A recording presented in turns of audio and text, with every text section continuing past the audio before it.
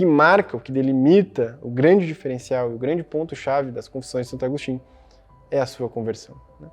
E o processo da sua conversão ao longo da vida, a forma como Santo Agostinho, então, tenta ressignificar a própria história, tenta olhar para a sua própria vida de um novo modo, tenta olhar para todas as coisas que aconteceram, né, na sua história, na sua vida, de uma forma onde Deus é o Senhor do seu coração, onde Deus estava tentando cuidá-lo o tempo todo e preparou, entre todos os caminhos tortuosos, né, um final feliz, né? Preparou para ele um caminho de verdadeira felicidade, onde Santo Agostinho tanto buscou em outros lugares. Muito mais do que uma conversão que sai, né, só do sentido dos prazeres da carne, é uma conversão da alma, uma conversão intelectual, uma conversão que se dá pela via também da inteligência, uma conversão onde Santo Agostinho vai compreendendo as Escrituras, né, e então crendo, né, e crendo para compreender também, segundo ele mesmo sempre, né, nos ensinou. Então vejam, esta narrativa de Santo Agostinho, ela é o grande diferencial da obra.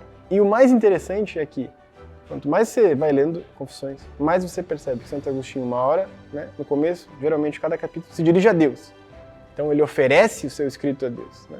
Ele se sente impelido, né, ordenado a escrever a obra, certo? Para então cantar as maravilhas de Deus, aqui pegando uma frase de Santa Teresa, né?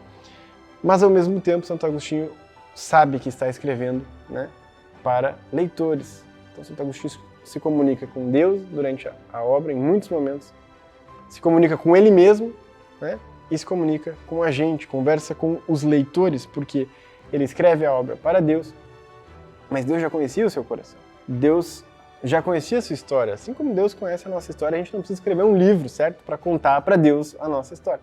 Mas para a própria conversão, né, esse ato de rememorar as coisas já seria muito proveitoso, muito bom, né, para o próprio Santo Agostinho. Agora, o proveito espiritual dos fiéis, né, e ele escreve a obra quando já era um bispo, né, o proveito espiritual para os filhos espirituais de Santo Agostinho, né, que ele era um fundador de uma ordem, o nosso proveito espiritual com esta obra, ele é realmente muito grande, muito grande. E Santo Agostinho tem, né, esse sentido de missão durante a obra. Ele escreve para Deus e para o outro por causa de Deus. Ele não escreve para se vangloriar. Inclusive ele oculta muitas das suas virtudes, né? A grande maioria delas ele tenta esconder e tenta trazer só as suas misérias, mas Deus, né, o eleva.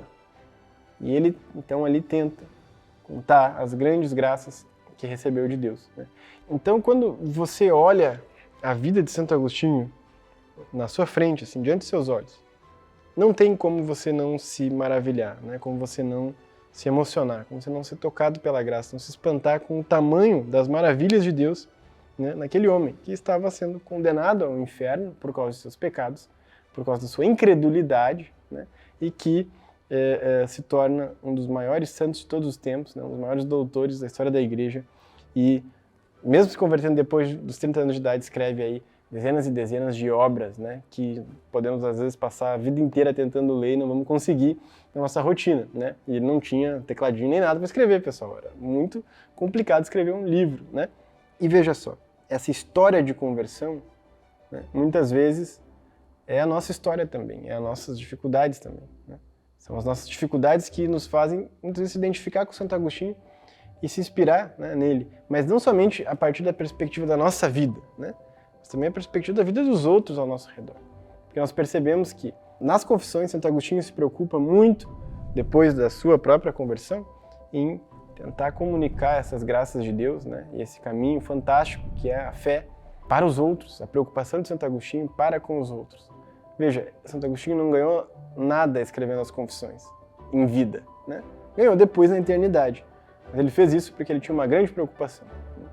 Uma grande preocupação de mostrar o que Deus pode fazer com um coração que está aberto à graça dele, certo? E é por isso, né, pela força dessa verdade, pela capacidade que Santo Agostinho tinha de expressar essa verdade de modo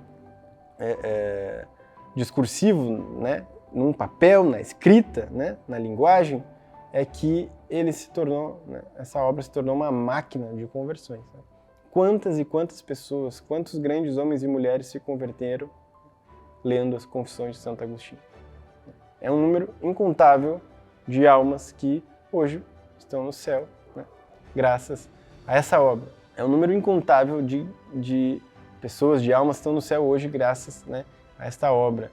E essa obra, ela tem uma espécie de imã, assim, né? A gente olha para as Confissões de Santo Agostinho, dá aquela vontade de ler, né? A gente fica assim, queria ler, mas é um pouco difícil.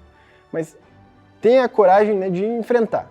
A gente publica aqui os grandes clássicos para que você não tenha medo de enfrentar essas grandes obras. Tudo bem, vai ser um pouco difícil, você vai pegar, você vai penar um pouquinho na segunda parte do livro, a primeira parte é um pouco mais fácil. Talvez no começo você vai estranhar a linguagem, vai dar uma travada, vai ter que anotar uma palavra, vai ter que entender um termo, vai ter que ler com calma a nota de rodapé. Talvez tudo isso aconteça, mas continue a leitura, né? Não desista de ler.